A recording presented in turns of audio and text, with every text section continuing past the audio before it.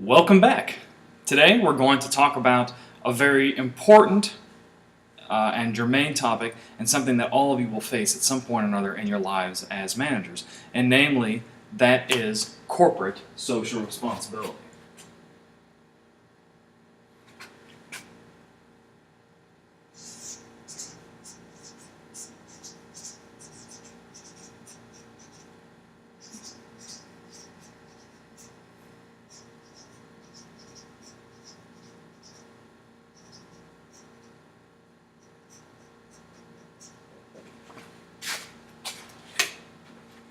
And corporate social responsibility is the idea that a corporation should generally create wealth or seek profits in some way that doesn't necessarily harm societal assets. Maybe they're protecting societal assets and possibly even enhancing societal assets.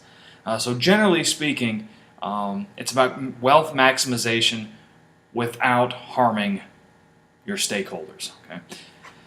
So generally speaking, you look at a corporation not as a profit-making activity. A business is not a profit-making activity, but also as a profit-making activity that in some way exercises a societal function.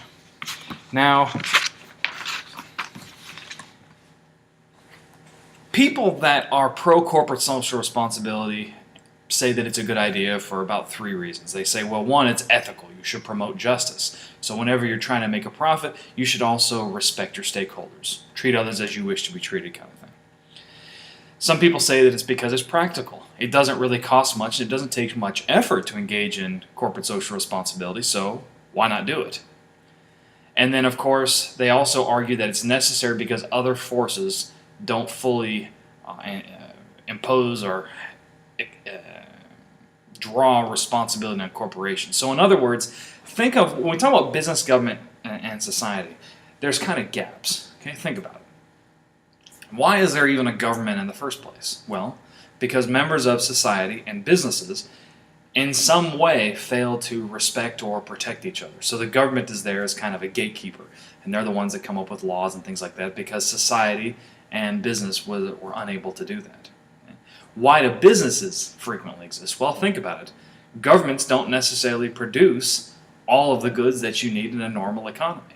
Okay? Although you can think about places like the Soviet Union, where the government and business were tied hand in hand, and there were no private enterprises. The government produced all those things. So business, in our sense, didn't really exist because the government took care of that. But when government is absent, businesses can kind of step in and fill that void. And the same thing goes with society.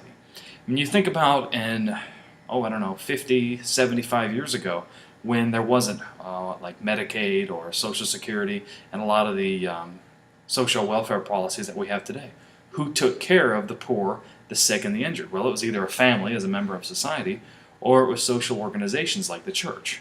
Okay? Now we have government and business that are kind of starting to fill that gap. So the idea is that in some way, government and society are not fulfilling some sort of responsibility all by themselves, and so businesses step in and fulfill those responsibilities. That's kind of where corporate social responsibility comes from. Business and government can't do it, society and government can't do it, so business can step right in and help out. So we've got a wide variety of actors who would have different opinions on corporate social responsibility. And remember, not everybody thinks it's necessary.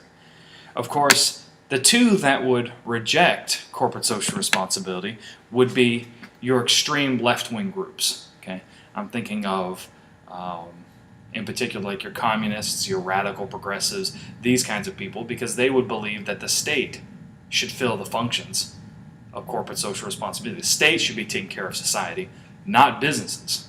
Okay?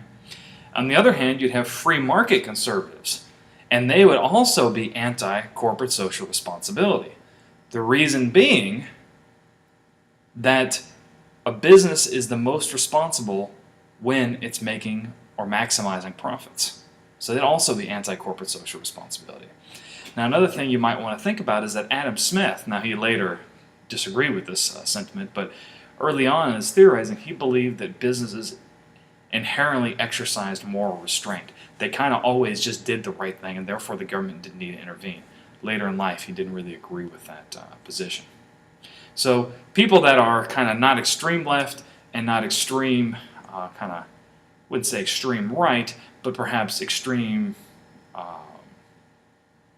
on the side of free market or liberal market policy, would be the ones that would reject corporate or social responsibility wholesale, and people in between those two perspectives might be those who would accept corporate social responsibility to an extent.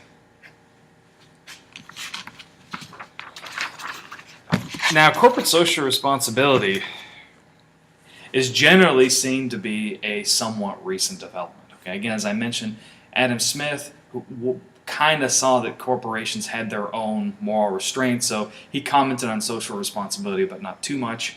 Of course, individuals like Frederick Taylor, the writer of Principles of Scientific Management, believed that by maximizing worker output and sharing some of the profits with those workers, that was actually engaging in social responsibility. Okay. Also, he had the idea that workers would give up vices in exchange for the larger payments, so they wouldn't be drinking and all these kinds of things because they'd want to work harder to make that extra money. Henry Ford also had an interpretation of corporate social responsibility. And again, his idea was that you could pay workers extra, and in exchange they were deemed to be the $5 man. And the $5 man lived in Ford Company housing, he went to church, he didn't engage in domestic abuse, didn't drink, all these kinds of things. So he kind of looked after his workers in this way. Although, again, like Taylor, there were some failings in that philosophy. Workers wound up being exploited in all sorts of ways that we will talk about in the sequel to this course. Then, of course, individuals like Chester Barnard said, you need to examine the total worker. So when you manage a worker, you have to examine their other faces. We all have different faces. So I may be a factory worker by day, but I'm a father by night, I'm a churchman on Sunday, and I'm a member of some sort of a community organization in my free time. So you have to instruct workers in such a way that doesn't conflict with their other roles. You can't ask somebody, for example, to put children or child laborers in dangerous situations if those people have children of their own. That wouldn't be appropriate. That was kind of Chester Barnard's idea. So these are ones that we generally credit with corporate social responsibility. However, I would argue that corporate social responsibility has existed as long as businesses have existed. You typically see things like this even in the Bible, examples of merchants trying to behave equitably. You see in ancient Rome certain ideas of corporate social responsibility existed. So I'm not entirely sure that corporate social responsibility is all that new of a phenomenon. However, in the form that it exists today, it is relatively new. Now, as I mentioned, the doctrine, of course, has changed in corporate social responsibility from biblical times to today, mainly because stakeholders have gained an increasing amount of power. And I think one way to understand corporate social responsibility is through the examination of the stakeholder or countervailing forces model. So the different stakeholder groups have greatly increased in power, which has changed our corporate social responsibility doctrine. And of course, governments have also kind of started encouraging businesses to behave ethically and responsibly with legal codes. And therefore, corporate social responsibility, to a degree, has also been forced on businesses.